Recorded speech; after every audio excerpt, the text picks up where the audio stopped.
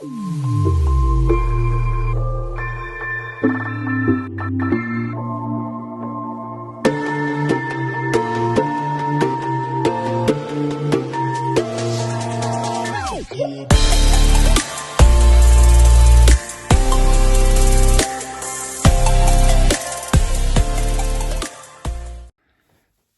guys, I thought I'd set this up to record and I forgot to press record. As you can see, I've just caught the spider up, which is in there, which is the thrixopelma truccalentis. I've already done the setup for it.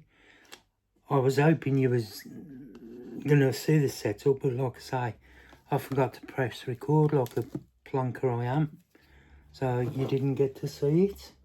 But you will see me putting her into her new enclosure, which is there. If I turn it that way around, hopefully you'll see her in a hide. So there's her hide. I've just put some moss, some water, give her a watering. So, you know, that's all been good. And all I've got to do now is trying to encourage our top of water dish up a bit more. And hopefully get my paintbrush and encourage her to go downwards. Like I say, I have had this one since a little baby sling, so I have watched it grow. Come on mate, down you go. Come on. There you go. Come on, back a bit more. Just a bit more. There you go, just a bit more. Go on, you're nearly there. That's it, you've touched your first step. Come on, there you go. Come on, gently does it.